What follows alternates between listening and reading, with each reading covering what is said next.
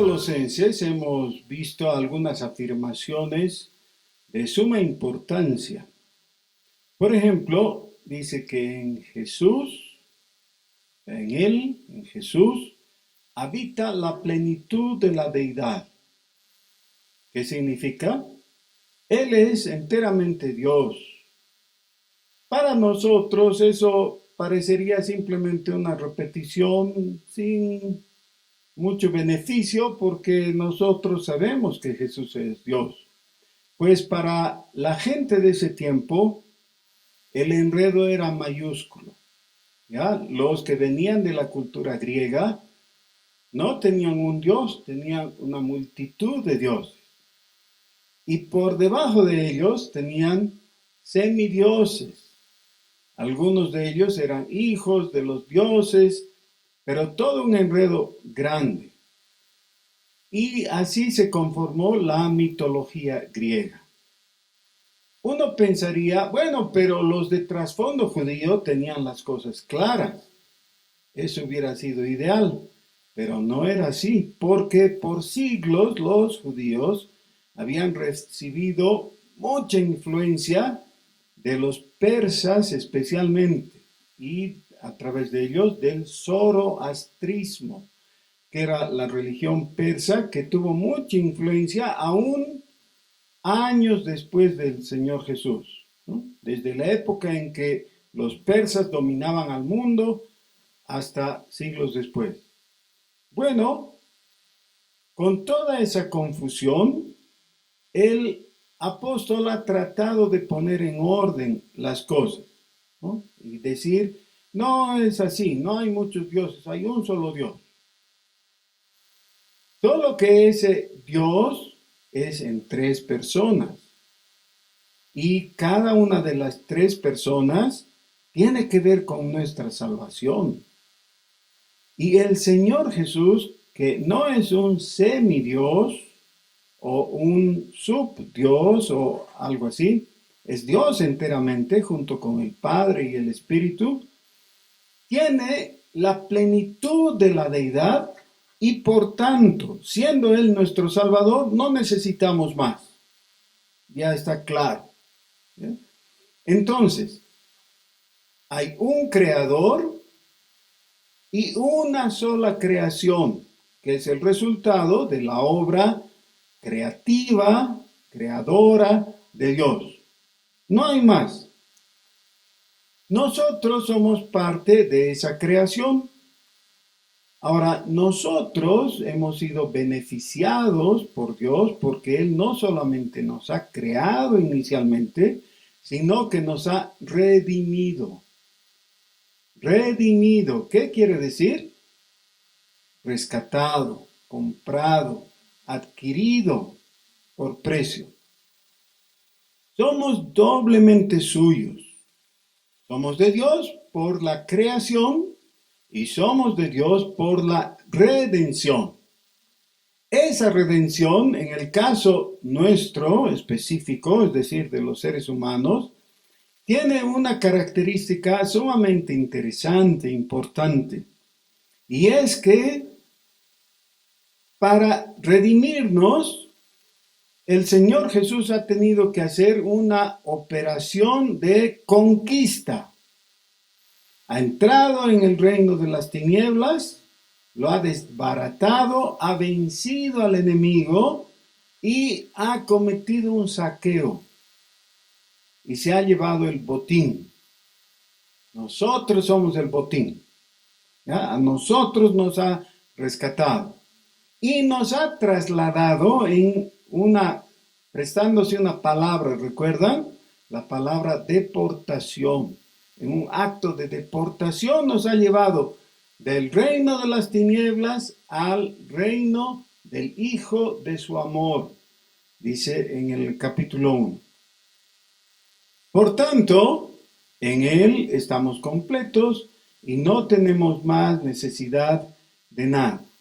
Por tanto, versículo 8 del capítulo 2, dice, mirad que nadie os engañe por medio de filosofías y huecas sutilezas, según las tradiciones de los hombres, conforme a los rudimientos del mundo y no según Cristo. Ahora, está planteando dos fuentes de conocimiento fundamentales. Necesitan prestar mucha atención a esto porque es fácil meter y crear nuestro propio enredo, pero aquí no hay enredo, están muy claras las cosas. Una fuente de información es la revelación de Dios en la Escritura. Esa es la fuente, el origen del conocimiento que nosotros podemos tener. La otra fuente es la tradición. Bueno, está usando en términos genéricos la tradición, pero quiere decir fundamentalmente lo que alguien le dijo con cierto grado de autoridad a la otra persona. ¿Ya? Por ejemplo, algo muy sencillo voy a mencionar, no todo es así sencillo, pero esto sí es. No pases por ahí. ¿Por ahí? ¿Por dónde? Debajo de la escalera. ¿Han oído? No hay que pasar debajo de la escalera. Esa es una afirmación sabia. ¿Saben que en términos prácticos puede ser? Porque siempre hay un grado de peligro. De repente la escalera se recorre y te aplasta, ¿no? O el pintor deja caer su lata de pintura sobre tu cabeza. Es decir, hay un cierto grado de probabilidad un poquito mayor pasando debajo de una escalera. Pero si por donde está la escalera no hay pintor y no hay tarros de pintura y no hay nada, el punto es que no hay que pasar. ¿Y por qué? Mi tío me dijo. ¿Ya notan? El tío, claro, cuando tú eras niño, te dijo con autoridad, no pases debajo de la escalera. Y tú no lo has analizado, no has preguntado por qué, y así es. ¿Ya? Muchos de esos principios son prejuicios. ¿Eh? Prejuicios. Los prejuicios pueden tomar una cierta forma de sabiduría popular y entonces tenemos las tradiciones. Algunas tradiciones ancestrales. Bueno, algunas tradiciones hacen una mezcla de prejuicios y de conocimiento científico. Con el conocimiento científico hay una base un poquito más sólida, pero no del todo. Miren que la información de la ciencia ha ido cambiando en estos últimos siglos de un extremo a otro. Lo que se creía que era seguro, después han visto no había sido tan seguro, es mutable. Pero la palabra de Dios permanece para siempre. ¿Ya? Entonces, tenemos la información en la palabra de Dios y la información en la tradición o junto con eso dice fábulas o mitos. ¿Ya? De ti depende caer en el engaño de las tradiciones humanas o permanecer firme en la palabra de Dios, que además es según Cristo. El versículo 8 del capítulo 2. ¿Cuál es la razón para afirmarnos en Cristo y en el conocimiento que está contenido en esa fuente de autoridad? Dice, porque en Él habita toda, no media, toda la plenitud de la deidad. Y ahora esto tiene una repercusión antropológica. En Él Eso es cristología. Pero dice, a consecuencia de que en él habita la plenitud de la deidad, o toda la plenitud de la deidad, eso causa un efecto en nosotros. Dice, vosotros, versículo 10, estáis completos en él, que es la cabeza de todo principado y autoridad. En él estáis completos vosotros. Muy bien. Hay 4 nadies, hemos mencionado, ¿no? Nadie os engañe, nadie os prive de vuestro premio. ¿Eh? Esos premios que a veces en algunos concursos ¿sí? se ofrecen y luego no se cumplen, ¿no? Eso no pasa con Dios. Bueno, muy bien. Todo esto, toda esta información, toda esta argumentación de los capítulos 1 y 2 nos lleva a ciertas aplicaciones prácticas desde el capítulo 3, que es el pasaje que vamos a leer ahora. Entonces, Colosenses capítulo 3, para los que recién han llegado, por favor, abran sus Biblias en Colosenses capítulo 3. Si pues habéis resucitado con Cristo, buscad las cosas de arriba, donde está Cristo sentado a la diestra de Dios. Poned la mira en las cosas de arriba, no en las de la tierra. Porque habéis muerto y vuestra vida está escondida con Cristo en Dios. Cuando Cristo, vuestra vida, se manifieste, entonces vosotros también seréis manifestados con Él en gloria. Haced morir pues lo terrenal en vosotros: fornicación, impureza, pasiones desordenadas, malos deseos y avaricia, que es idolatría, por las cuales la ira de Dios viene sobre los hijos de desobediencia, en las cuales vosotros también anduvisteis en otro tiempo cuando vivíais en ellas. Pero ahora dejad también vosotros todas estas cosas: ira, enojo, malicia, blasfemia, palabras deshonestas de vuestra boca. No mintáis los unos a los otros, habiendo despojado del viejo hombre con sus hechos, y revestidos del nuevo, el cual, conforme a la imagen del que lo creó, se va renovando hasta el conocimiento pleno, donde no hay griego ni judío, circuncisión ni incircuncisión, bárbaro ni escita, siervo ni libre, sino que Cristo es el todo y en todos. Vestíos pues como escogidos de Dios, santos y amados de entrañable misericordia, de benignidad, de humildad, de mansedumbre, de paciencia, soportándoos unos a otros y perdonándoos unos a otros, si alguno tuviere queja contra otro. De la manera que Cristo os perdonó, así también hacedlo vosotros. Y sobre todas estas cosas, vestíos de amor, que es el vínculo perfecto. Y la paz de Dios gobierne en vuestros corazones, a la que asimismo fuisteis llamados en un solo cuerpo, y sed agradecidos. La palabra de Cristo more en abundancia en vosotros, enseñándoos y exhortándoos unos a otros en toda sabiduría, cantando con gracia en vuestros corazones al Señor, con salmos e himnos y cánticos espirituales.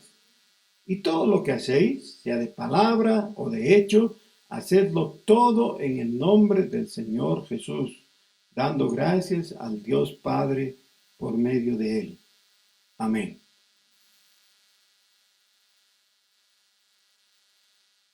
Una de las críticas que se solían hacer en la generación pasada de parte especialmente de los marxistas con los cristianos. Había una discusión, ¿no? Así que estaba de moda en la década de los 60, sobre todo. Los teóricos marxistas criticaban a los cristianos. Después ya se pusieron de acuerdo entre algunos y salió la teología de la liberación, ¿no? Y ya desde esa vez están de ñaños. Pero cuando, cuando había la discusión que estaba vigente, decían, los cristianos han perdido el contacto con el mundo que les rodea y no les importa. Y solamente toda su atención y su esperanza está en el mundo venidero. ¿Ya? Se han desentendido del mundo. Eso decían. Solamente porque no habían leído con atención la escritura o simplemente no la habían leído. Ahora, fíjense, en ese dualismo, en esa dicotomía que tenían los griegos, ¿se acuerdan? Hemos hablado de Platón. Platón estableció una línea horizontal. Decía, lo que está encima de la línea es lo ideal y es lo espiritual. Lo de abajo es lo material. Lo material es malo. Lo ideal es bueno. Estoy simplificando al máximo la teoría de Platón, que después a través de los gnósticos neoplatonistas se puso de moda y se infiltró en la iglesia cristiana. ¿Ya? Muchos pensaban que eran cristianos, pero su filosofía, su modo de pensar era platonista, no era cristiano. Los que ponían atención al enfoque, a la cosmovisión bíblica, recibieron la herencia del Antiguo Testamento. Y en el Antiguo Testamento, como ya hemos mencionado, se reconoce un solo Dios. Ese solo Dios es el creador de todo. No es como la teoría de los gnósticos, que Dios es bueno, es santo, es puro y está ahí tan alejado, nada tiene que ver con la creación. La creación fue una travesura de la emanación número 7, ¿no? ¿Qué es eso? Nada que ver. Dios es el creador de todo. Eso nos pone en un conflicto a los cristianos. Si Dios es el creador de todo lo que existe, ¿cómo surgió el mal? Y esa es una papa caliente, ¿no? Que no queremos agarrarla porque nos quema. Pero es la afirmación bíblica. Hay un solo Dios, Él es el creador de todo y las cosas son como Él ha dicho que sean. Y Él las sostiene así. Entonces, viendo así las cosas, la única forma de conciliar esa tensión que surge entre los materialistas y los idealistas es la visión cristiana. Eso concilia. ¿Y cómo lo hace? A través de esta exhortación del versículo 1.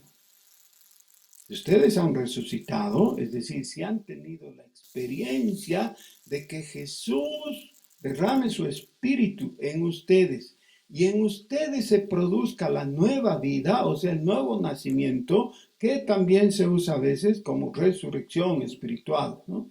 Si hay vida en Cristo que Dios ha puesto por la fe en Jesucristo en el corazón de ustedes, entonces la forma de conciliar esta dicotomía es que ustedes levanten el rostro y miren hacia arriba. ¿Hacia quién? Hacia Cristo. Que miren a Cristo, que está sentado a la diestra de Dios. Es decir, versículo 2, pongan la mira en las cosas de arriba, no en las de la tierra. Entonces vienen los materialistas, especialmente los marxistas, y dicen, ve, teníamos razón.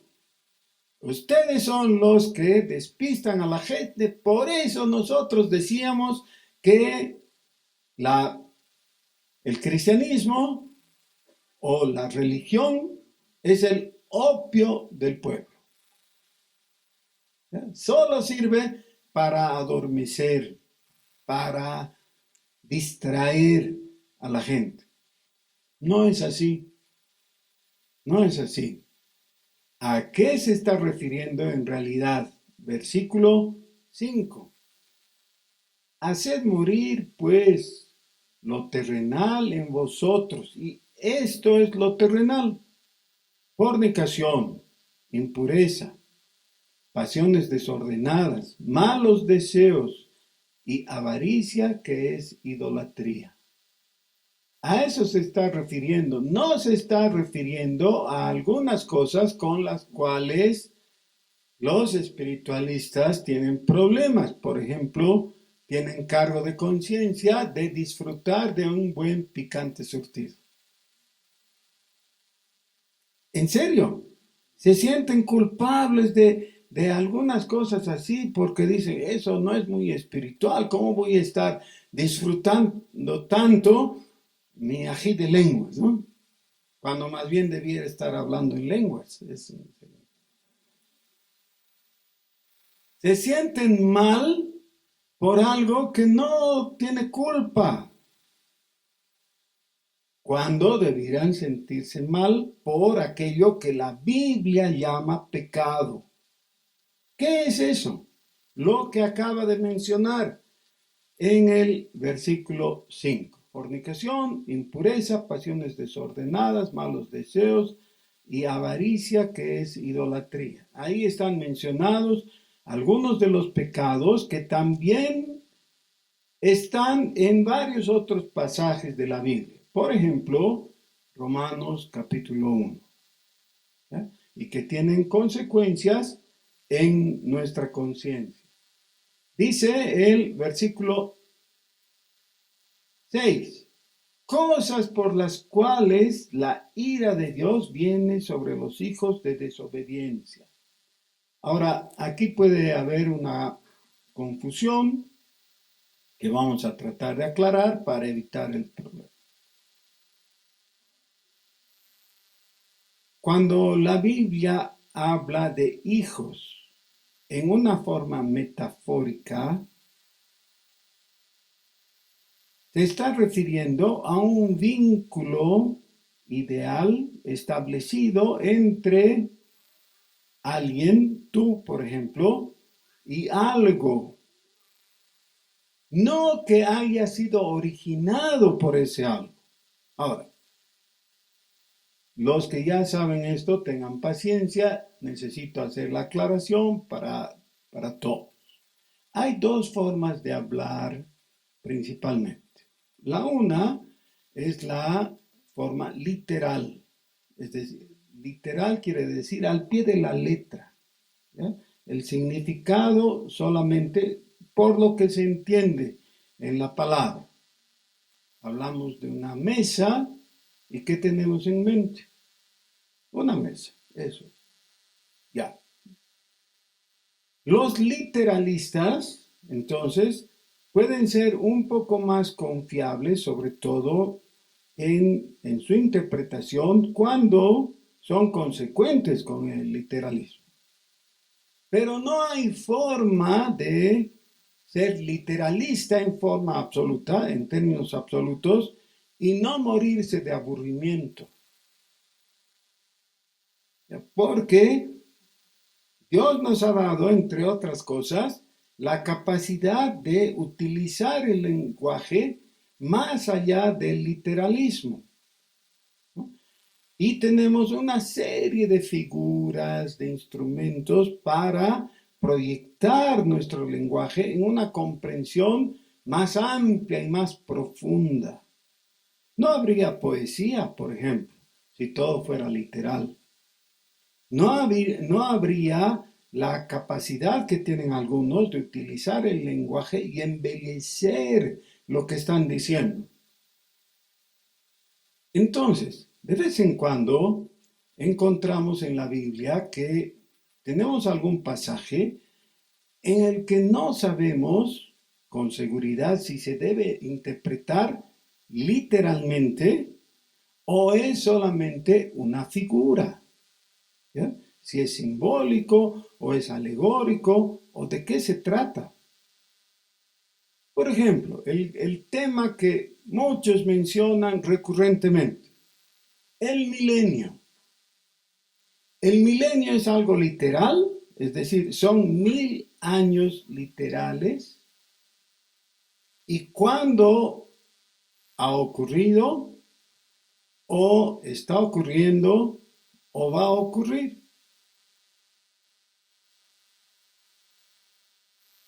Entonces viene el literalista y dice, es literal.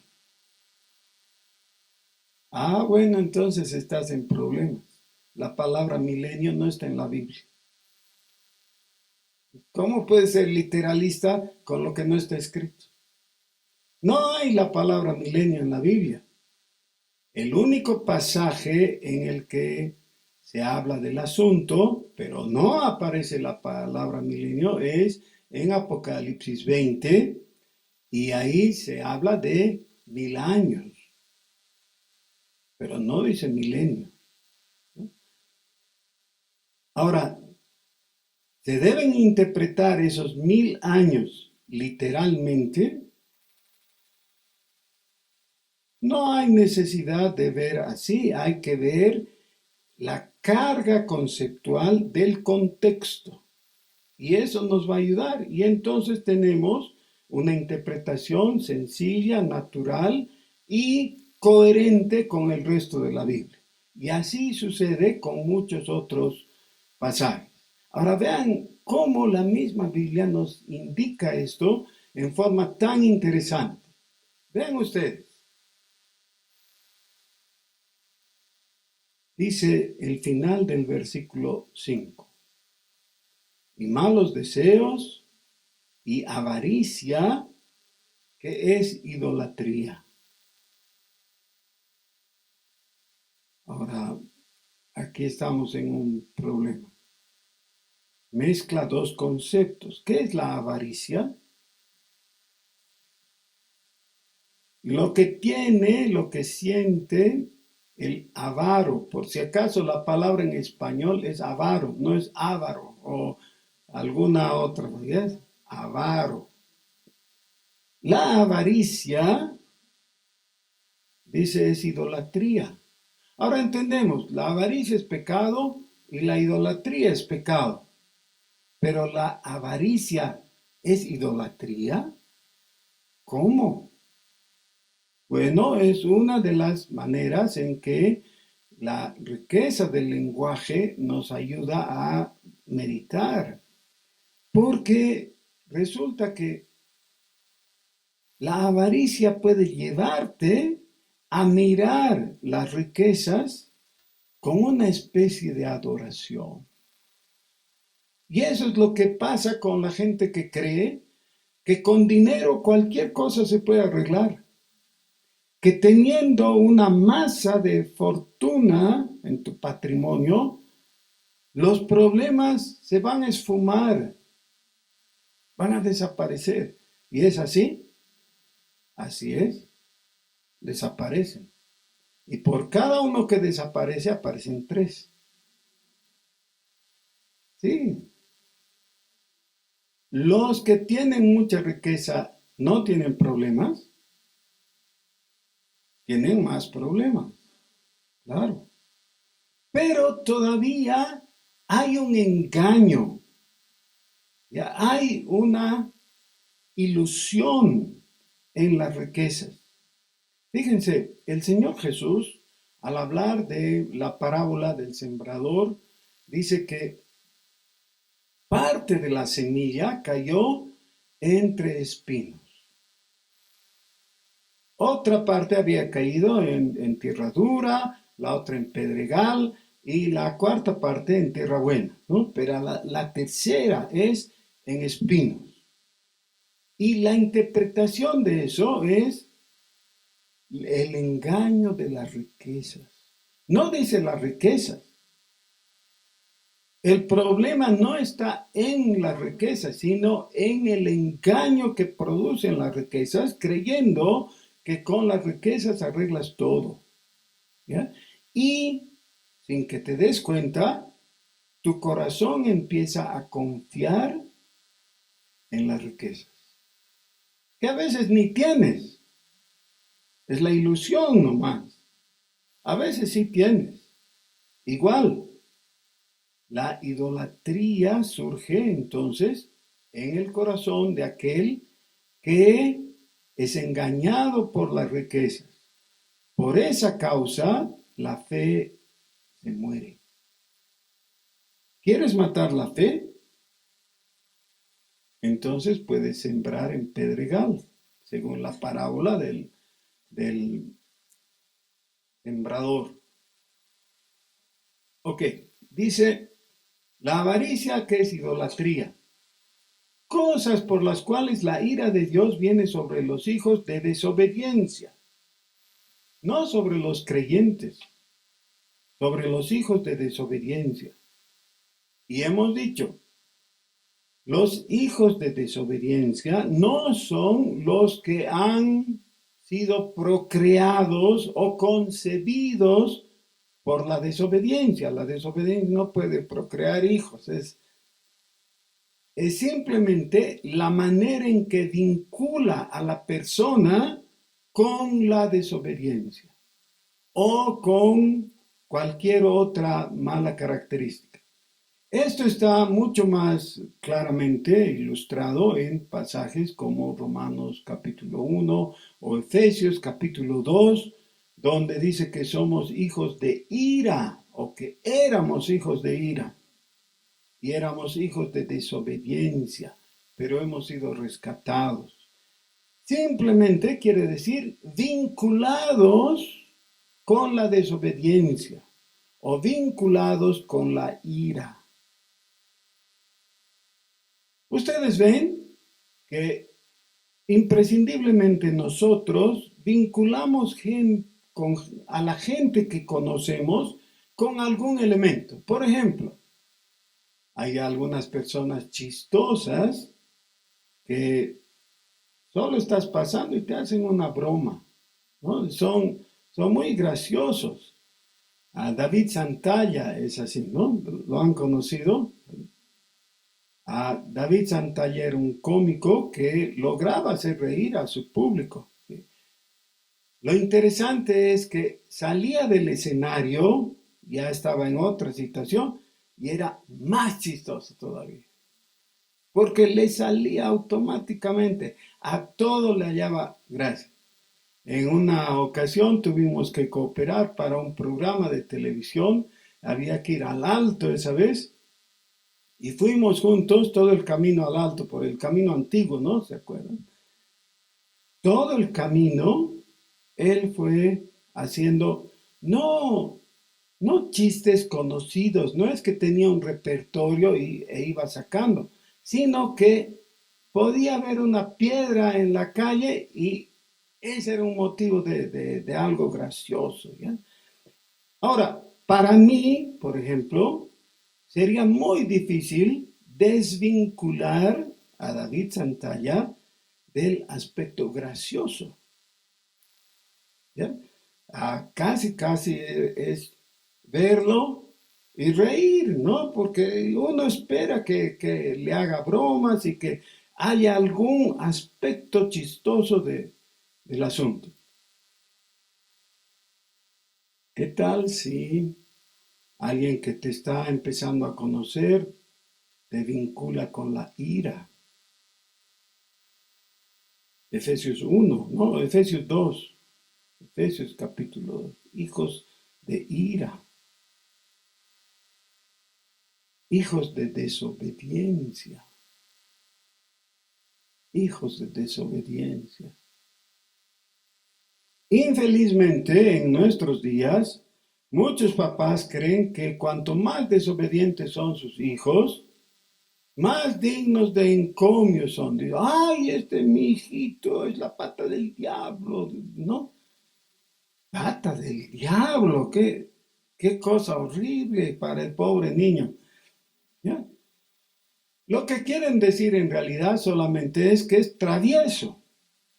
Pero sería mejor que ahí sean literalistas y digan travieso. No digan que es la pata del diablo o que es un demonio su hijo. Eso no está bien. ¿Con qué estarías vinculado? Ahora, todo esto no tiene que ver con simplemente la antipatía o simpatía que tengas para alguien, ¿no? Qué bonito, parece un angelito o algo así. No, tiene que ver con cosas concretas. Fíjense, dice, la ira de Dios viene sobre los hijos de desobediencia. ¿Y qué hacen los hijos de desobediencia? Fornicación, impureza, pasiones desordenadas, malos deseos, avaricia, que es idolatría. Contra ellos, la ira de Dios está manifestada.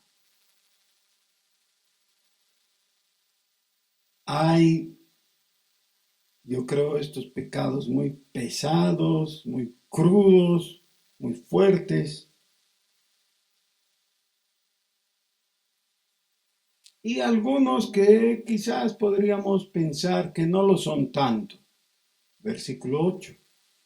Pero ahora dejad también vosotros todas estas cosas: ira, enojo, malicia, blasfemia, palabras deshonestas de vuestra boca.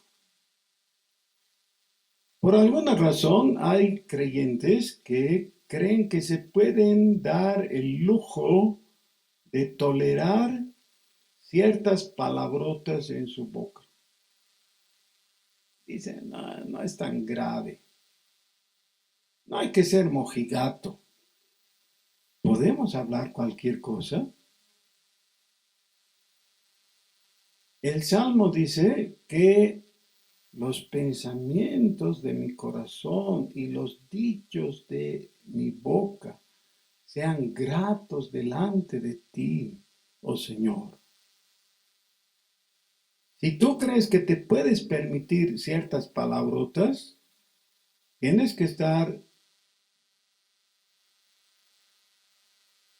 tienes que reconocer que estás equivocado. De cada una de esas palabrotas vas a dar cuenta delante de Dios. Así que sería mejor que te arrepientas ahora mismo. Eso también tiene que ser dejado de lado. No es tan grave como los pecados del versículo anterior que hemos mencionado, pero también tienen que ser dejados de lado. Por el contrario, vestíos pues como escogidos de Dios, versículo 12, santos y amados, de entrañable misericordia. Hermanos queridos, necesitamos entender esto. ¿Qué es misericordia? Viene de dos palabras, miseria y cardía. Misericordia quiere decir tener corazón para o a favor del miserable o de la miseria ajena. Uno podría pensar en cierto momento, bueno, pero ¿cuán importante realmente puede ser eso? ¿Por qué tendría que ser importante? Así de importante es. El Señor Jesús fue interrogado por un escriba. Le dijo, ¿cuál es el primer mandamiento? El Señor respondió, amarás al Señor tu Dios con todo tu corazón. Y en eso no había discusión. Pero aunque no fue preguntado por este Otro asunto, Jesús añadió. Y el segundo es semejante. Amarás a tu prójimo como a ti mismo.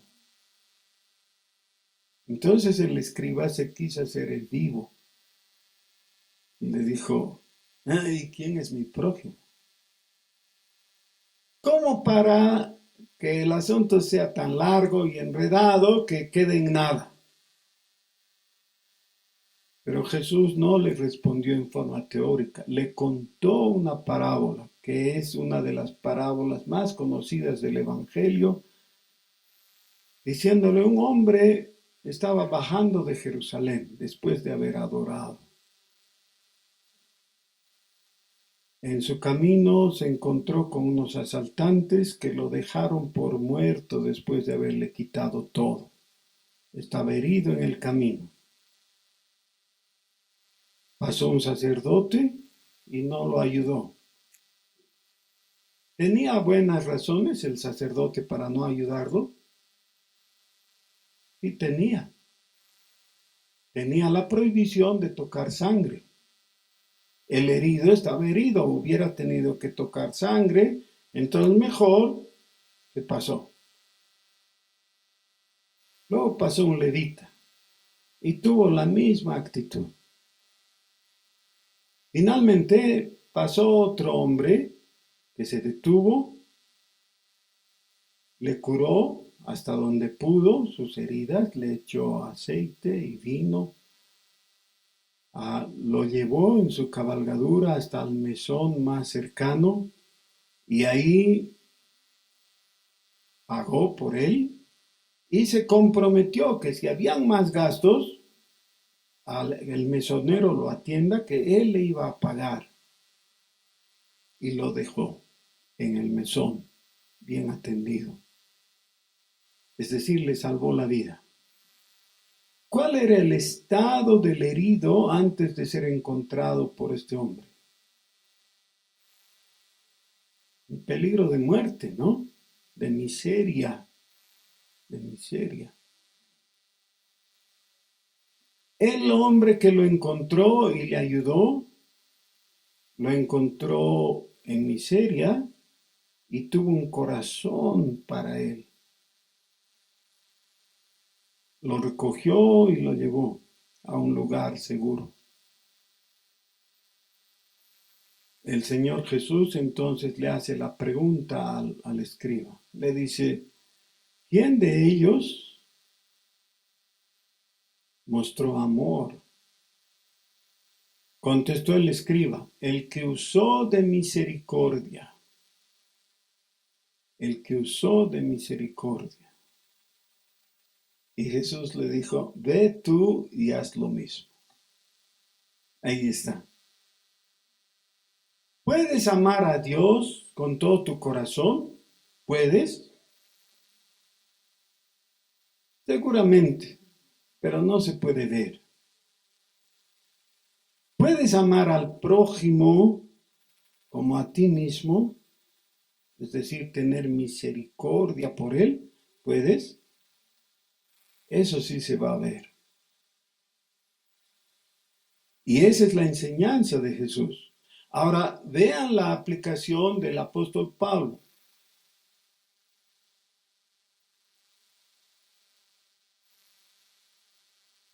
Vestíos pues como escogidos de Dios, santos y amables, de entrañable misericordia.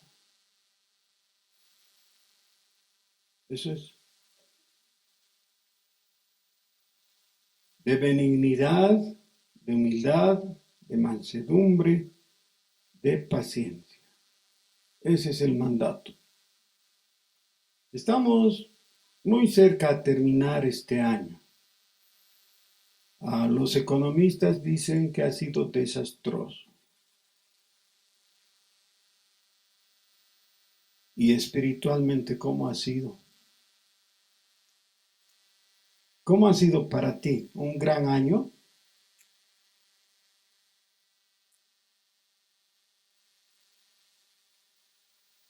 Hermanos, generalmente se hace un balance al fin del año y se puede observar, ¿no? Este año ha sido positivo o negativo, he logrado tal cosa o no lo he hecho. ¿Saben que yo tenía preparadas o tengo preparadas unas fichas que quiero entregarles? Es para que cada uno de nosotros se convierta en un evangelista. Por favor, cada uno vea, es una fichita muy sencillita. Dice yo, y ese yo eres tú, ¿ya? Anotas tu nombre ahí al lado, ¿no? En las líneas, en la línea punteada. Yo presentaré el evangelio de salvación a, y ahí pones un nombre. Pon el nombre de una persona que no es cristiana, ¿no? El nombre de una persona que necesita la salvación. Mejor si es un herido junto al camino, así vas a ser el buen samaritano. ¿Eh? Y la fecha de hoy. Y devuelven la ficha. Ahora tú no eres responsable que esa persona se convierta, eres responsable de presentarle el Evangelio. En este mismo pasaje, en el versículo 16, la primera línea y media dice: la palabra de Cristo more en abundancia en vosotros. Y sigue, ¿no? Pero no quiero que leamos más para que podamos memorizar. ¿Pueden leer conmigo? Colosenses 3:16. La palabra de Cristo more en abundancia en vosotros. ¿Otra vez? Colosenses 3:16. La palabra de Cristo more en abundancia en vosotros. Todos saben Juan 3:16, ¿no? Ya, muy bien, qué bien. Pero ahora pueden decir, sé algo más que Juan 3:16. Ya sé Colosenses 3:16. La palabra de Cristo more en abundancia en vosotros. Ya podemos repetir sin leer. Colosenses 3:16. La palabra de Cristo more en abundancia en vosotros. Muy bien. Ahora vamos a hacer un compromiso con la pareja ocasional que tenemos en este momento, con este propósito, para que esto sea de verdad un propósito para nosotros en esta mañana.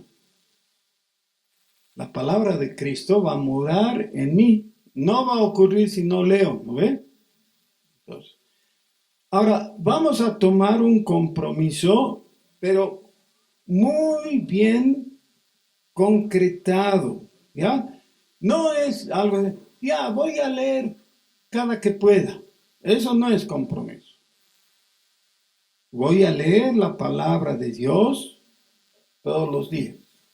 Ok, ahora, miren, nosotros somos muy capaces de salirnos por la tangente, ¿no? Pero este es un asunto que le hemos dado una forma de juego para ayudarnos, en realidad, a tomar en serio. Otra vez, Colosenses capítulo 3, versículo 16. La palabra de Cristo more abundantemente en vosotros. ¿Decimos amén? Sí, amén. Que así sea. Que la palabra de Cristo more en nosotros. ¿Oramos? Oremos. Señor nuestro, muchas gracias porque en las instrucciones que parecerían de fin de año que tú das en tu palabra, nosotros podemos encontrar luz y dirección y ánimo. Oh Señor, ayúdanos a comprometernos a hacer algo que realmente te honre y que nos beneficie. Señor, bendito seas. Gracias porque tú nos instas a poner nuestros ojos en Cristo, el autor y consumador de nuestra fe en ti. Gracias, Señor, porque nos muestras que podemos dejar de mirar las cosas terrenales y ansiarlas y comprometernos con ellas. Señor, bendito seas. Bendice a tu pueblo por Jesús. Amén.